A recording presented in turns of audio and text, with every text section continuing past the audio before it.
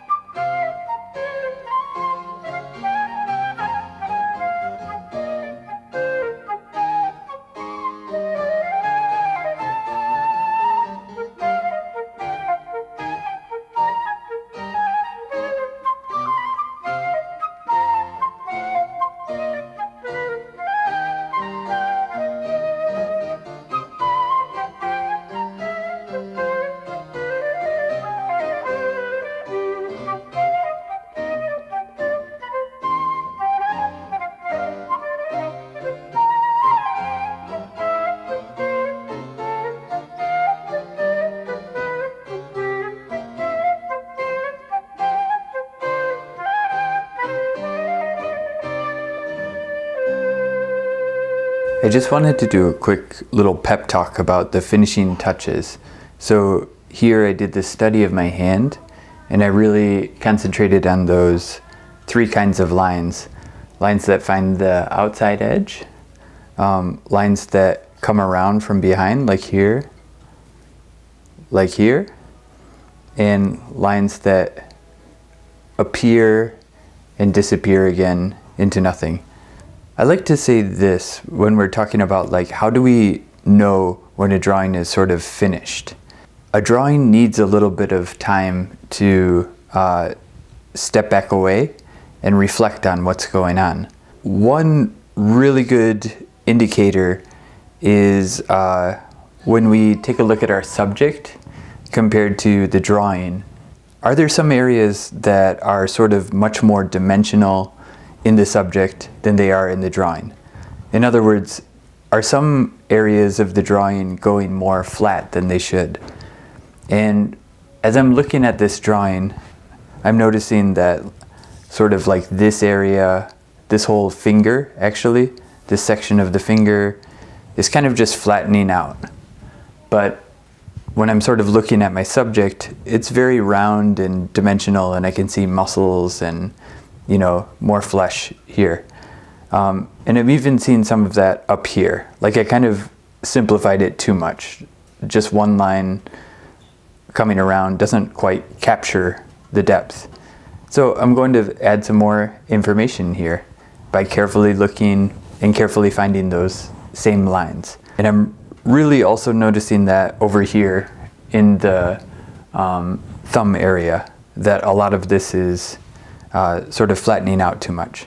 And I could point out other areas and be really picky, but these are the main ones that kind of bother me. And I kind of feel like if I resolved those, then I'd be pretty happy with this drawing.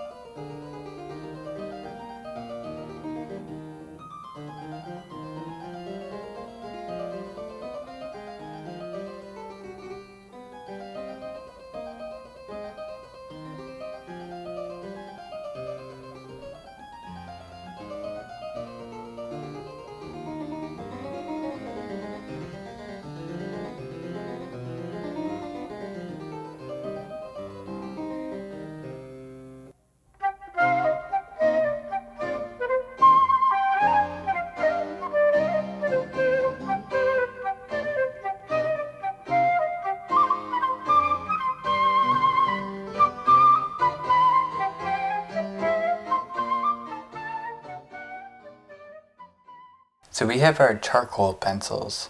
We can get good variation out of it. It's actually a little bit more compressed and darker charcoal. And the other advantage is we have a fine point, so we can get really detailed. So we can think in the same way, sort of like that plane landing softly and taking off softly. And you'll see how fine the lines get. The charcoal pencil is a little bit different. It's kind of more permanent, more dark, and makes a really acceptable drawing medium on this Bristol board paper. So once you've done a couple of studies and you're feeling really comfortable, try this workflow instead. We'll do our really, really soft shoot throughs, go around, and maybe find the outside edge. That's with the vine charcoal.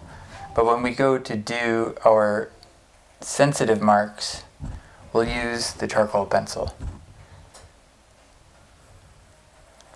And again, make sure that every single mark is one of those very sensitive, well felt in both the landing and the takeoff marks. And then again, we can come back and any of those original lines can easily be removed because they were vine charcoal. So we'll be left with very fine sensitive lines.